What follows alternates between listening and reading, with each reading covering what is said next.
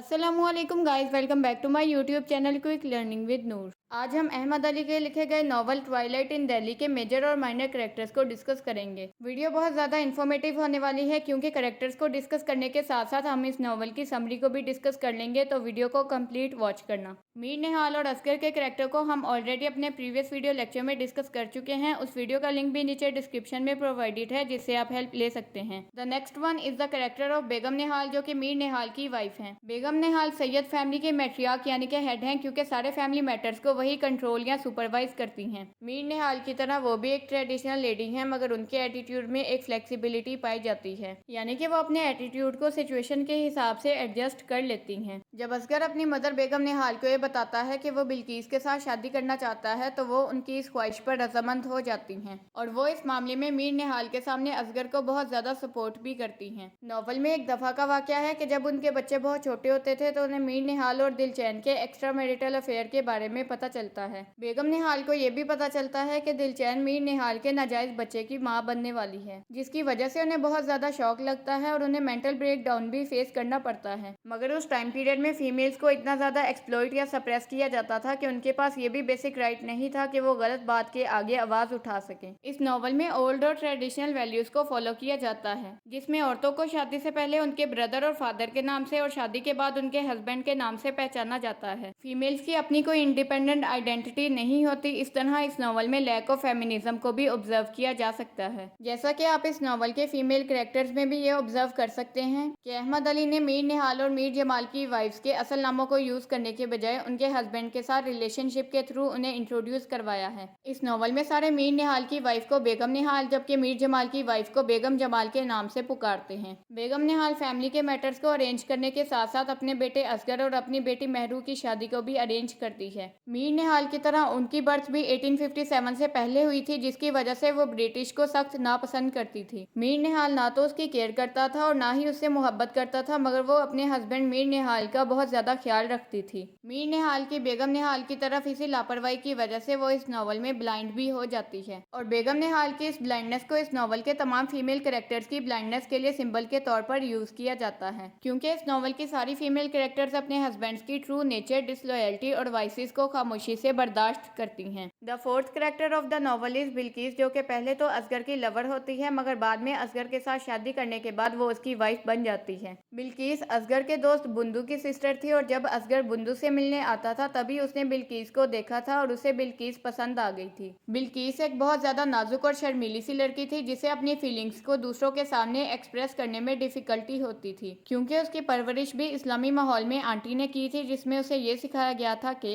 लड़कियों को अपने जज्बात पर काबू रखना चाहिए और अपनी मोहब्बत का अपने शौहर के सामने भी बेशर्मों की तरह खुलकर इजहार नहीं करना चाहिए। मगर जब उसकी शादी असगर के साथ हो जाती है तो वो आहिस्ता आहिस्ता असगर से मोहब्बत करना शुरू कर देती है, हत्ता कि वो खुदा की तरह उसकी इबादत करना भी शुरू कर देती है, यानी कि अपने शौहर को मजाजी खुदा समझकर उसकी हर एक बात मानती है। मगर जब असगर उसे बहुत ज्यादा अवॉइड करना शुरू कर देता है तो वो ये सब बर्दाश्त नहीं कर पाती और बहुत ज्यादा बीमार पड़ जाती है। असगर के उससे दूर जाने की वजह से उसे शौक में स्पेनिश फ्लू हो जाता है, जिसकी वजह से बाद में नॉवल में उसकी डेथ भी हो जाती है। स्पेनिश फ्लू एक टाइप का वायरस या इन्फ्लुएंजा है जो 1918 से लेकर 1919 तक बहुत ज्यादा फेमस हुआ था और इसकी वजह से बहुत सारी डेथ्स भी हुई थी। बिल्किस के कैरेक्टर को वर्ल्ड वार फर्स्ट की वजह से होने वाली डेथ के साथ साथ ऑपरेशन और फीमेल की वीकनेस के लिए सिंबल के तौर पर यूज किया गया है। The next one is the character of Zohra, जो कि बिल्किस की छोटी बहन होने के साथ साथ असगर की लवर भी होती है और इस नॉवल में जोहरा को एक सिंपैथेटिक रोल दिया गया है। पहले वो असगर को पसंद नहीं करती थी, मगर बाद में जब वो असगर की तरफ अट्रैक्ट होना शुरू हो जाती है तो उसकी मदर उसकी फोर्सफुली किसी और के साथ शादी कर देती है। अगर उसका कंपैरिजन उसकी एल्डर सिस्टर बिल्किस के साथ किया जाए तो वो अपने एटीट्यूड में ज्यादा कॉन्फिडेंट और अट्रैक्टिव थी। वो बिल्किस की डेथ के बाद बिल्किस और असगर की बेटी का बहुत ज्यादा ख्याल रखती है। इस वजह से उसे बार बार असगर के घर भी जाना पड़ता है और असगर बार बार उसे अपने घर में देखकर उसकी तरफ अट्रैक्शन फील करना शुरू कर देता है। पहले पहले तो वो असगर की इस अफेक्शन के खिलाफ रेजिस्ट करती है, मगर बाद में वो भी असगर को पसंद करना शुरू कर देती है। वो देखती है कि कैसे असगर ने अपनी वाइफ की डेथ के बाद सैड रहना शुरू कर दिया है और अपनी बेटी की परवरिश करने के लिए वो हर जतन करने को तैयार है। असगर की इसी डेडिकेशन और सैडनेस की वजह से वो असगर की तरफ अट्रैक्ट होना शुरू हो जाती है। मगर जब जोहरा और असगर के लव अफेयर के बारे में जोहरा की मदर को पता चलता है तो उसे बहुत ज्यादा गुस्सा आता है और वो ये फील करती हैं कि ये सब कुछ गलत है। इसलिए वो असगर और जोहरा को दूर करने का फैसला करती हैं, जिसके लिए वो जोहरा को ये कसम भी देती हैं कि वो आज के बाद असगर के घर नहीं जाएगी। जब मीर निहाल के घर फ्यूनरल एक्टिविटीज परफॉर्म हो रही होती हैं तो जोहरा असगर के नाम एक लेटर भी अपनी सर्वेंट के हाथ भेजती है, जिसमें वो ये बताती है कि उसकी मदर फोर्सफुली उसकी किसी और के साथ शादी करने जा रही हैं और असगर के सामने अपनी मोहब्बत का भी खुलकर इजहार करती है। She says pain and sorrow and a cruel fate, यानी कि किस्मत बहुत ज्यादा जालिम है और मेरे नसीब में सिर्फ दुख और तकलीफ लिखी है। Have brought me MCU nigh to a lifeless state. MCU stand for Marvel cinematic universe while nigh means almost. MCU एक फिक्शनल यूनिवर्स को कहते हैं जो कि रियलिटी में एग्जिस्ट नहीं करती। वो असगर को ये बताती है कि जब मुझे तुमसे मोहब्बत हो गई थी तो मैं एक फिक्शनल यूनिवर्स में चली गई थी, मगर मैं अब एक बेजान और जिंदगी से खाली हालत में हूँ। But go my love and may God be with you. पहले मैं तुमसे बहुत ज्यादा मोहब्बत करती थी, लेकिन अब मैं तुम्हें अपनी मोहब्बत से आजाद करती हूँ और मैं जाते जाते तुम्हारे लिए ये दुआ करती हूँ कि खुदा हमेशा तुम्हारे साथ हो और तुम्हें कभी भी किसी भी किस्म की कोई भी तकलीफ ना पहुँचे। The next one is the character of Begum Jamal, जो कि मीर निहाल की भाभी हैं और इसके साथ साथ मीर निहाल के बड़े भाई मीर जमाल की बेवा भी हैं, जो कि मीर जमाल की डेथ के बाद मीर निहाल और उनकी फैमिली के साथ ही रहना शुरू कर देती है, क्योंकि उस टाइम पीरियड में ये बिलीव किया जाता था कि लड़की की शादी जिस भी घर में हो उसका जनाजा उसी घर से उठना चाहिए और अगर उसके हस्बैंड की डेथ हो जाए तो वो उनके घर वालों के साथ रहकर ही गुजारा करेगी। शादी के बाद हर लड़की के लिए उसके माँ बाप के घर के दरवाजे बंद हो जाते हैं। बेगम जमाल के कैरेक्टर को अंडरस्टैंड करना काफी ज्यादा डिफिकल्ट है और वो इस नॉवल में काफी ज्यादा कंफ्यूजिंग पर्सनैलिटी की मालिक है। वो डिफरेंट सिचुएशंस में बेगम निहाल के सामने डिफरेंट वेज में एक्ट करती हैं और ये दिखाने की कोशिश करती हैं कि उन्हें इस फैमिली की बहुत ज्यादा फिक्र है। जब उसे घर की नौकरानी से ये पता चलता है कि असगर बिल्किस के साथ शादी करना चाहता है तो वो बेगम निहाल को ये मशवरा देती हैं कि वो मीर निहाल को इस शादी के लिए आमादा कर लें। इस सब के पीछे उसका मकसद असगर की मदद करने की बजाय मीर निहाल से बदला लेना था, क्योंकि उसके एक कजन अशफाक ने आउट ऑफ कास्ट जाकर बिल्किस के खानदान में शादी की थी, जिसकी वजह से मीर निहाल हर वक्त उसका मजाक उड़ाता था और बेगम जमाल उससे बदला लेना चाहती थी। उसे ऐसा लगता था कि अगर असगर की शादी बिल्किस के साथ कर दी जाए तो उसे मीर निहाल की इंसल्ट करने और उसका मजाक उड़ाने का मौका मिल जाएगा। इसके अलावा वो असगर की शादी के प्लान्स में भी इंटरफेयर करती है, जिसकी वजह से बेगम जमाल और मीर निहाल के दरमियान बहस या डिसएग्रीमेंट हो जाता है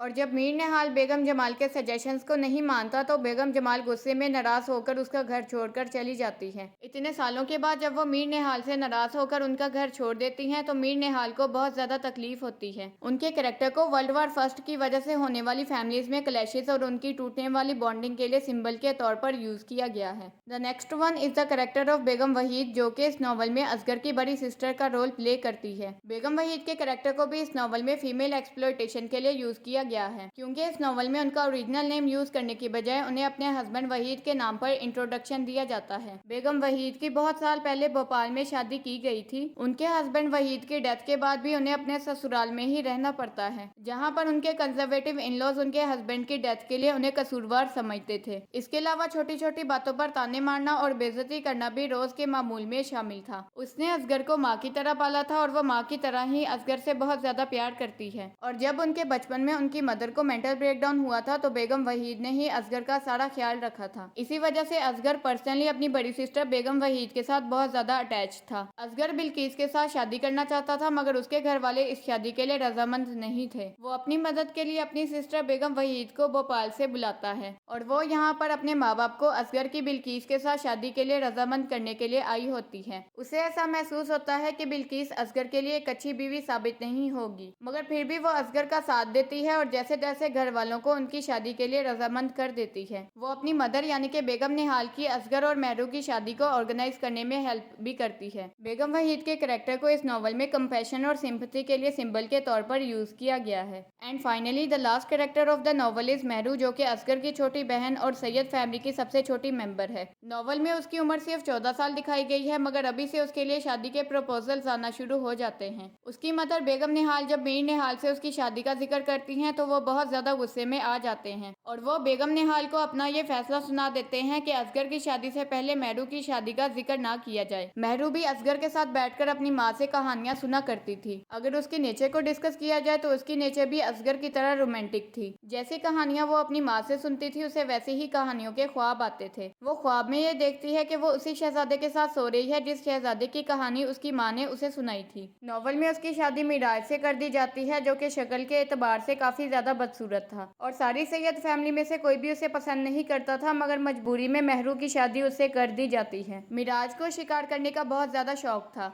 एक बार वो जंगल में शिकार करने जाता है और शिकार करने के लिए जब वो गोली चलाता है तो उसी की गोली उसके चेहरे पर लग जाती है और गोली लगने की वजह से ही उसका चेहरा बड़ा अजीब सा हो जाता है। मगर इस इंसिडेंट से पहले ही महरू की शादी उसके साथ फिक्स हुई होती है और अपनी खानदानी इज्जत को बचाने के लिए सैयद फैमिली को मजबूरी में महरू की शादी मिराज से करनी पड़ती है। जबकि महरू इस शादी से खुश नहीं होती, मगर उसे अपने खानदान की दूसरी औरतों की तरह कॉम्प्रोमाइज करना पड़ता है। वो शादी के बाद अपने मायके बहुत कम आया करती थी और जब कभी भी वो आती थी तो उसे जल्दी वापस जाना पड़ता था क्योंकि उसका हस्बैंड मिराज ज्यादा देर तक उसे अपने मायके में रुकने की इजाजत नहीं देता था। मिराज की पर्सनैलिटी में बहुत बड़ी कमी थी जिसकी वजह से उसे हर वक्त यही डर लगा रहता था कि कहीं उसकी बीवी उसको छोड़कर ना चली जाए और इसी वजह से वो अपनी वाइफ के लिए बहुत ज्यादा पॉजिटिव हो जाता है। इस नॉवल के मोस्ट इंपोर्टेंट कैरेक्टर्स को हमने आज के वीडियो लेक्चर में कवर कर लिया है। So that's all for today's lecture. Thank you so much for watching this video. अगर वीडियो आपके लिए इन्फॉर्मेटिव थी तो वीडियो को लाइक शेयर करके एक अच्छा सा कमेंट भी कर दें। अगर आपने अभी तक चैनल को सब्सक्राइब नहीं किया तो इसी तरह की इन्फॉर्मेटिव वीडियो लेक्चर्स के लिए चैनल को सब्सक्राइब करके बेल आइकन को प्रेस कर दें। एक्स्ट्रा इन्फॉर्मेशन के लिए आप मेरी फेसबुक आईडी को भी फॉलो कर सकते हैं। न्यू टॉपिक्स की सजेशन भी आप नीचे कमेंट सेक्शन या कम्युनिटी टैब में दे सकते हैं। तो अपना बहुत ज्यादा ख्याल रखिएगा, मुझे अपनी दुआओं में याद रखिएगा। इंशाल्लाह we will meet in the upcoming video lecture. Take great care of yourself and your family. Allah ताला आप सबका हामी नासिर हो। अल्लाह हाफिज।